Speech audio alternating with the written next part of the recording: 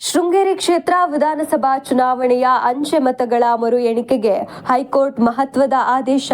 ಬದಲಾಗುತ್ತಾ ಶೃಂಗೇರಿ ಕ್ಷೇತ್ರದ ಚುನಾವಣಾ ಫಲಿತಾಂಶ.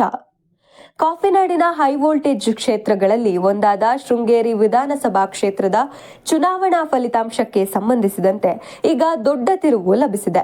ಕಳೆದ ಚುನಾವಣೆಯಲ್ಲಿ ಕಾಂಗ್ರೆಸ್ ಅಭ್ಯರ್ಥಿ ಟಿಡಿ ರಾಜೇಗೌಡ ಅವರ ಗೆಲುವನ್ನು ಪ್ರಶ್ನಿಸಿ ಬಿಜೆಪಿ ಪರಾಜಿತ ಅಭ್ಯರ್ಥಿ ಡಿಎನ್ ಜೀವರಾಜ್ ಸಲ್ಲಿಸಿದ್ದ ಅರ್ಜಿಯ ವಿಚಾರಣೆ ನಡೆಸಿದ ಕರ್ನಾಟಕ ಹೈಕೋರ್ಟ್ ಅಂಚೆ ಮತಗಳ ಮರು ಎಣಿಕೆಗೆ ಮಹತ್ವದ ಆದೇಶ ನೀಡಿದೆ. ಅಷ್ಟಕ್ಕೂ ಹೈಕೋರ್ಟ್ ಆದೇಶದಲ್ಲೇನಿದೆ? ನ್ಯಾಯಮೂರ್ತಿ ನಟರಾಜನ್ ಅವರಿದ್ದ ಏಕಸದಸ್ಯ ಪೀಠವು ಈ ಆದೇಶವನ್ನು ಹೊರಡಿಸಿದೆ. ಶೃಂಗೇರಿ ಕ್ಷೇತ್ರದ ಒಟ್ಟು 1811 ಅಂಚೆ ಮತಗಳನ್ನು ಮರು ಎಣಿಕೆ ಮಾಡಬೇಕು ಎಂದು ಕೋರ್ಟ್ ಸೂಚಿಸಿದೆ. ವಿಶೇಷವೆಂದರೆ ಚುನಾವಣೆಯ ಸಂದರ್ಭದಲ್ಲಿ ರಿಜೆಕ್ಟ್ ಆಗಿದ್ದ 279 ಅಂಚೆ ಮತಗಳ ಕವರ್ಗಳನ್ನು ಸಹ ಈಗ ಮರುಪರಿಶೀಲನೆಗೆ ಒಳಪಡಿಸಬೇಕಿದೆ. ಮುಂದಿನ 2 ವಾರಗಳಲ್ಲಿ ಈ ಪ್ರಕ್ರಿಯೆಯನ್ನು ಪೂರ್ಣಗೊಳಿಸಿ ಒಟ್ಟು ಮತಗಳನ್ನು ಎಣಿಕೆ ಮಾಡಿ ವಿಜೇತ ಅಭ್ಯರ್ಥಿಯನ್ನು ಘೋಷಿಸಬೇಕು ಎಂದು ಕೋರ್ಟ್ ತಿಳಿಸಿದೆ. ಡಿಎನ್ ಜೀವರಾಜ್ ಅವರ ಹೋರಾಟಕ್ಕೆ ಸಿಕ್ಕ ಜಯ. ಕಳೆದ ಚುನಾವಣೆಯಲ್ಲಿ ಟಿಡಿ ರಾಜೇಗೌಡ ಅವರು ಕೇವಲ 201 ಮತಗಳ ಅಂತರದಲ್ಲಿ ಜಯಗಳಿಸಿದ್ದರು.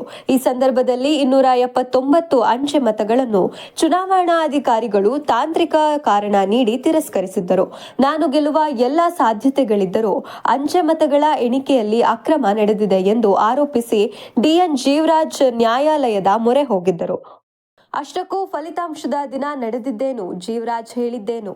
ಕೋರ್ಟ್ ಆದೇಶದ ಬಳಿಕ ಮಾತನಾಡಿದ ಮಾಜಿ ಶಾಸಕ ಜೀವರಾಜ್, ಎಣಿಕೆ ದಿನ ಮೊದಲು ನಾನು 40 ಮತಗಳಿಂದ ಗೆದ್ದಿದ್ದೇನೆ ಎಂದು ಹೇಳಲಾಗಿತ್ತು. ನಂತರ 151 ಮತಗಳ ಅಂತರ ಬಂತು. ಸಂಜೆ ಹೊತ್ತಿಗೆ ರಾಜೇಗೌಡರು 201 ಮತಗಳಿಂದ ಗೆದ್ದರು ಎಂದು ಘೋಷಿಸಲಾಯಿತು. ಈ ಗೊಂದಲವೇ ನನಗೆ ಅನುಮಾನ ಮೂಡಿಸಿತ್ತು. ಪ್ರೊಸೀಡಿಂಗ್ ಆಫೀಸರ್ ಸಹಿ ಹಾಕಿಲ್ಲ ಎಂಬ ಸಣ್ಣ ಕಾರಣಕ್ಕೆ 279 ಅಂಚೆ ಕವರ್ಗಳನ್ನು ಓಪನ್ ಮಾಡಿರಲಿಲ್ಲ. ಈಗ ಆ ಎಲ್ಲ 1811 ಮತಗಳ ಮರು ಎಣಿಕೆಗೆ ಆದೇಶ ಬಂದಿರುವುದು ನನಗೆ ಆಶಾವಾದ ಮೂಡಿಸಿದೆ. ಮರು ಎಣಿಕೆಯಲ್ಲಿ ಪಾರದರ್ಶಕತೆ ಇದ್ದರೆ ನಾನು 40 ಮತಗಳ ಅಂತರದಿಂದ ಗೆಲ್ಲುತ್ತೇನೆ ಎಂಬ ವಿಶ್ವಾಸವಿದೆ ಎಂದಿದ್ದಾರೆ. ಹಾಗಾದ್ರೆ ಟಿಡಿ ರಾಜೇಗೌಡರ ಮುಂದಿನ ಹಾದಿ ಏನು? ರಾಜೇಗೌಡರು ಹೈಕೋರ್ಟ್ ಆದೇಶದ ವಿರುದ್ಧ ಸುಪ್ರೀಂ ಕೋರ್ಟ್ ಮೆಟ್ಟಿಲೇರುವ ಸಾಧ್ಯತೆ ದಟ್ಟವಾಗಿದೆ. ಈಗಾಗಲೇ 3 ಬಾರಿ ಈ ಪ್ರಕರಣವನ್ನು ವಜಾ ಮಾಡಿಸುವಂತೆ ಅವರು ಸುಪ್ರೀಂ ಕೋರ್ಟ್ ಹೋಗಿದ್ದರೂ ಯಾವುದೇ ಪ್ರಯೋಜನವಾಗಿಲ್ಲ ಎಂದು ಜೀವರಾಜ್ ಟೀಕಿಸಿದ್ದಾರೆ. ಒಂದು ವೇಳೆ ಈ 2 ವಾರಗಳ ತಡೆಯಾಜ್ಞೆ ಮುಗಿದ ನಂತರ ಮರು ಎಣಿಕೆ ನಡೆದರೆ ಶೃಂಗೇರಿ ಕ್ಷೇತ್ರದ ಫಲಿತಾಂಶ ಅದಲು ಬದಲಾಗುವ ಸಾಧ್ಯತೆ ತಳ್ಳಿಹಾಕುವಂತಿಲ್ಲ. ಒಟ್ಟಾರೆಯಾಗಿ ಈ ಕಾನೂನು ಸಮರವು ಶೃಂಗೇರಿ ಕ್ಷೇತ್ರದಲ್ಲಿ ರಾಜಕೀಯ ಸಂಚಲನ ಮೂಡಿಸಿದೆ.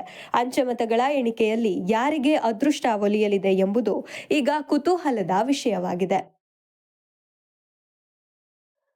ಸ್ನೇಹಿತನ ಮದುವೆಗೆ ಬಂದ ಬೆಂಗಳೂರಿನ ಐಟಿ ಉದ್ಯೋಗಿ ಭದ್ರಾ ನದಿಯಲ್ಲಿ ಮುಳುಗಿ ಸಾವು. ಜಿಲ್ಲೆಯ ಎನ್ಆರ್ಪುರ ತಾಲೂಕಿನ ಬನ್ನೂರು ಗ್ರಾಮದ ಬಳಿ ಭದ್ರಾ ನದಿಯಲ್ಲಿ ಈಜಲು ಹೋಗಿದ್ದ ಐಟಿ ಉದ್ಯೋಗಿ ನೀರಿನಲ್ಲಿ ಮುಳುಗಿ ಮೃತಪಟ್ಟಿರುವ ಘಟನೆ ನಡೆದಿದೆ. ಮೃತ ಯುವಕನನ್ನು ಗದಗ ಮೂಲದ ಬೆಂಗಳೂರಿನ ಖಾಸಗಿ ಐಟಿ ಕಂಪನಿಯಲ್ಲಿ ಕೆಲಸ ಮಾಡುತ್ತಿದ್ದ 27 ವರ್ಷದ ಅಭಿಷೇಕ್ ಎಂದು ಗುರುತಿಸಲಾಗಿದೆ. ಅಭಿಷೇಕ್ ಅವರು ತಮ್ಮ ಸ್ನೇಹಿತನ ಮದುವೆಯಲ್ಲಿ ಪಾಲ್ಗೊಳ್ಳಲು ಸ್ನೇಹಿತರ ಜೊತೆ ಬಾಳೆಹೊನ್ನೂರು ಸಮೀಪದ ಬನ್ನೂರು ಗ್ರಾಮಕ್ಕೆ ಬಂದಿದ್ದರು. ಸ್ನೇಹಿತರೊಂದಿಗೆ ಸ್ಥಳೀಯ ಹೋಮ್ ಸ್ಟೇಯಲ್ಲಿ ವಾಸ್ತವ್ಯ ಹೂಡಿದ್ದರು. ಸೋಮವಾರ ಬೆಳಗ್ಗೆ ಭದ್ರಾ ನದಿಗೆ ಈಜಲು ತೆರಳಿದ್ದ ವೇಳೆ ನೀರಿನ ಸೆಳೆತಕ್ಕೆ ಸಿಲುಕಿ ಅಭಿಷೇಕ್ ನಾಪತ್ತೆಯಾಗಿದ್ದರು. ಯುವಕನ ನಾಪತ್ತೆಯಾದ ವಿಷಯ ತಿಳಿಯುತ್ತಿದ್ದಂತೆಯೇ ಅಗ್ನಿಶಾಮಕ ದಳದ ಸಿಬ್ಬಂದಿ ಮತ್ತು ಸ್ಥಳೀಯರು ಹುಡುಕಾಟ ನಡೆಸಿದ್ದರು. ಗಂಟೆಗಳ ಕಾಲ ನಡೆಸಿದ ಕಾರ್ಯಾಚರಣೆಯ ನಂತರ ಬನ್ನೂರು ಗ್ರಾಮದ ಸಮೀಪ ನದಿಯಲ್ಲಿ ಅಭಿಷೇಕ್ ಮೃತದೇಹ ಪತ್ತೆಯಾಗಿದೆ. ಮದುವೆ ಸಂಭ್ರಮದಲ್ಲಿದ್ದ ಸ್ನೇಹಿತರು ಶೋಕಸಾಗರದಲ್ಲಿ ಮುಳುಗಿದ್ದಾರೆ. ಬಾಳೆಹೊನ್ನೂರು ಪೊಲೀಸ್ ಠಾಣಾ ವ್ಯಾಪ್ತಿಯಲ್ಲಿ ಈ ಪ್ರಕರಣ ನಡೆದಿದೆ. N4 ನ್ಯೂಸ್, ಇದು ನಿಮ್ಮ ಧ್ವನಿ.